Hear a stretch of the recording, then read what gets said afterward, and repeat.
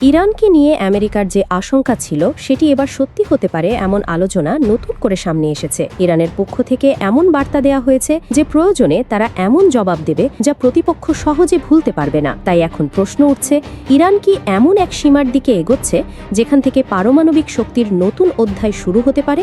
আলোচনার কেন্দ্রবিন্দুতে আছে ইউরেনিয়াম সমৃদ্ধকরণ।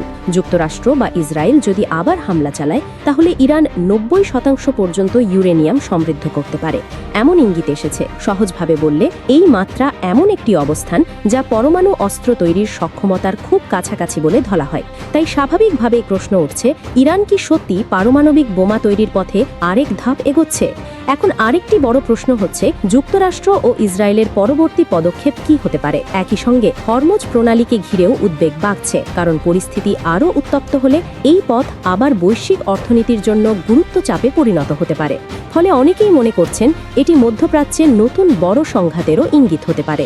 ইরানের পক্ষ থেকে 90% পর্যন্ত ইউরেনিয়াম সমৃদ্ধকরণের যে বার্তা এসেছে, আন্তর্জাতিক রাজনীতিতে সেটিকে খুবই গুরুতর সংকেত হিসাবে দেখা হচ্ছে।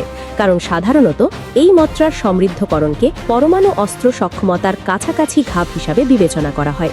তবে কূটনৈতিক বিশ্লেষকদের একটি অংশ বলছেন, এ ধরনের ঘোষণা অনেক সময় বাস্তব প্রয়োগের চেয়ে রাজনৈতিক ও সামরিক চাপ বাড়ানোর কৌশল হিসাবেও ব্যবহার করা হয়, বিশেষ করে যখন একটি দেশ নিষেধাজ্ঞা ও হামলার চাপের মুখে থাকে।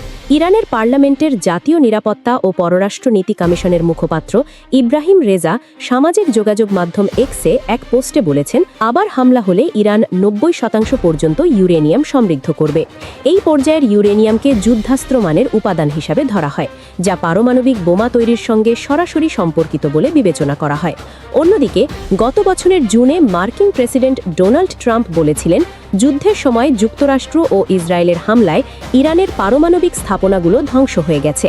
তার দাবি ছিল, এর ফলে ইরানের ইউরেনিয়াম সমৃদ্ধ করার সক্ষমতা গুরুতরভাবে সীমিত হয়ে পড়েছে। তবে 60% পর্যন্ত সমৃদ্ধ করা প্রায় 400 কেজি ইউরেনিয়ামের কি হবে তা এখনও পরিষ্কার নয়।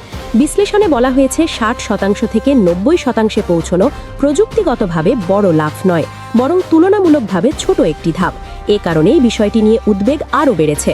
মার্কিন গোয়েন্দা সংস্থাগুলোর মূল্যায়ন অনুযায়ী যতক্ষণ না পর্যন্ত এই উচ্চ মাত্রায় সমৃদ্ধ ইউরেনিয়ামের মজুদ সরিয়ে নেওয়া বা ধ্বংস করা না হচ্ছে, ততক্ষণ ইরানের পারমাণবিক কর্মসূচিকে পুরোপুরি থামানো সম্ভব হবে না। এরই মধ্যে সম্প্রতি ডোনাল্ড ট্রাম্প আরও বলেছেন, ইরানের একটি প্রস্তাব প্রত্যাখ্যান করার পর যুক্তরাষ্ট্র ও ইরানের মধ্যে চলমান যুদ্ধবিরতি এখন খুবই নাজুক অবস্থায় আছে।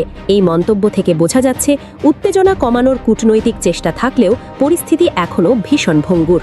সব মিলিয়ে বর্তমান পরিস্থিতি এমন ইঙ্গিত দিচ্ছে যে ইরানকে ঘিরে নতুন করে বড় ধরনের কৌশলগত হিসাব নিকাশ শুরু হয়েছে। 90 ইউরেনিয়াম সমৃদ্ধকরণের হুঁশিয়ারি শুধু একটি রাজনৈতিক বার্তা নয়, এটি মধ্যপ্রাচ্যের নিরাপত্তা, আন্তর্জাতিক কূটনীতি এবং বৈশ্বিক অর্থনীতির ওপরও বড় প্রভাব ফেলতে পারে। এখন সবার নজর, ইরান কি সত্যি এই পথে এগোবে, নাকি এটি বড় শক্তিগুলোর ওপর চাপ তৈরির আরেকটি কৌশল হয়েই থাকবে?